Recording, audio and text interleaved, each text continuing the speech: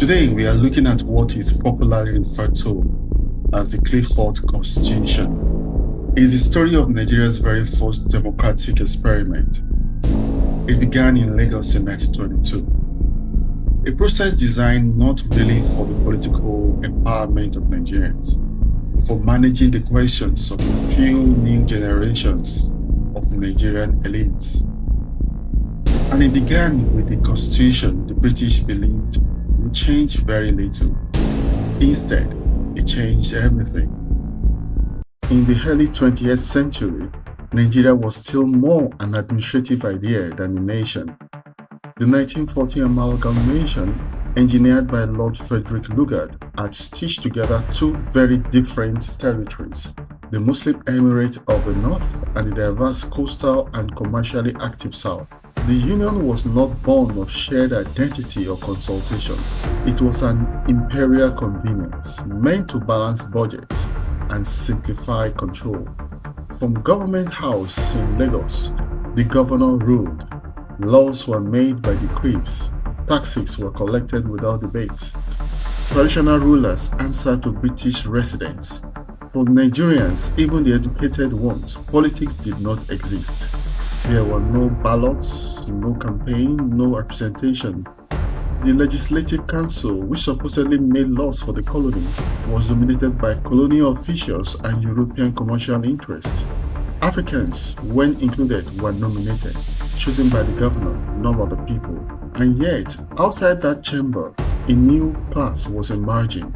In Lagos, Calabar, and a few other coastal towns, Western education had produced lawyers, doctors, teachers, journalists, and merchants. They read newspapers from London. They debated ideas of liberty and self-government. After World War I, during which Africans had served and sacrificed for the empire, patients began to run thin. If they could fight Britain's war, they asked, why could they not help govern their homeland? The colonial authorities sensed the growing restlessness, so London did what empires often do when pressured. It conceded, carefully, not too much, just enough. When Sir Hugh Clifford became governor in 1919, he considered himself a reformer, but he did not believe in African self-rule. He believed in controlled inclusion. A politics so small it could never threaten British authority. His solution came in the form of the Clifford Constitution of 1922. On paper, it introduced elections and replaced the old Nigerian Council with the larger 46-member Legislative Council. And for the first time in Nigerian history, 4 elected seats. Just 4. 3 would come from Lagos, 1 from Calabar. The rest of Nigeria, the vast northern protectorate and the interior regions, would not vote at all. Clifford insisted that elections might disturb the emirate system in the north. Indirect rule must not be tampered with, so democracy was permitted only in the coastal towns where the British believed it could be safely contained. Even then, the franchise was brutally narrow. To vote, a person had to be male, at least 21, resident in Lagos or Calabar for at least 1 year, earn £100 a year, a fortune at the time, and pay taxes. This excluded laborers, farmers, artisans, most clerks, and all women. In Lagos, around 4,000 registered voters out of a population of nearly 100,000. In Calabar, even fewer, roughly 450 registered. It was democracy for the wealthy, but it was still a democracy. And once introduced, however timidly, it could not be easily withdrawn. The first election was fixed for 20th of September 1923. The event felt small, almost private. Yet what happened that month would resound across decades. Because in Lagos, a man already famous or notorious saw opportunity where others saw symbolism.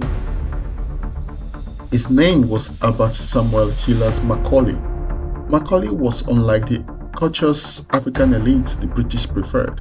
Born in 1864, grandson of Bishop Samuel Ajayi Crowther, trained as an engineer and surveyor, Nigeria's first qualified civil engineer, he possessed a rare mixture of intellect and defiance.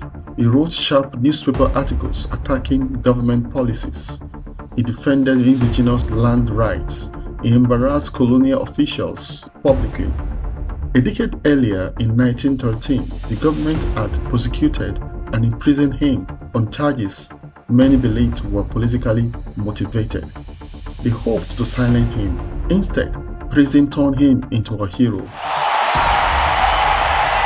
By 1923, he understood something clearly.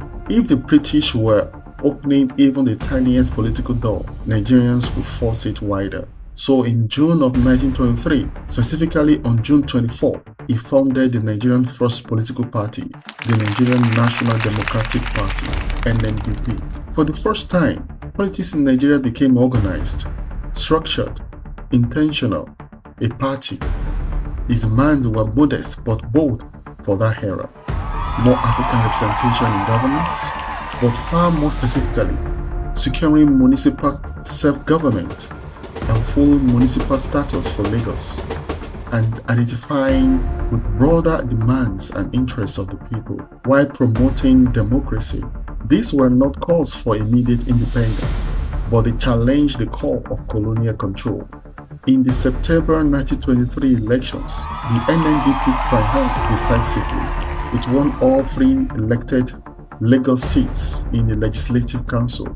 The Calabar seat went to an independent, with 77.5% of the vote in Lagos, 3,802 out of 5,009 total votes. Macaulay's party demonstrated that even a narrow franchise could be mobilized into organized nationalist pressure. The successful NNDP candidates in Lagos were Barrister Joseph Egerton-Chingle, who topped the poll, lawyer Eric Moore, and medical doctor Crispin Adenini-Jones. In Calabar, Barrister Prince Kwamina Atta-Amono, an independent, sometimes associated with the Calabar Improvement League, narrowly won with 70 votes against rivals, including A. Achibong, who had 69 votes. The NNDP would go on to dominate Lagos elections in 1928 and 1933, using newspapers like the Lagos Daily News, funded by Macaulay in 1925, to spread its message and build support across classes. What began as a tiny concession had ignited something irreversible: the structured pursuit of Nigerian rights, representation, and eventual self-rule. The door had been forced wider, and it will never be closed again. If you like this edition and you would like to see more important historical accounts from Nigeria, please subscribe, like, comment, and share. And if there is a specific episode you would like to see in this series, please let us know in the comment section. Thank you.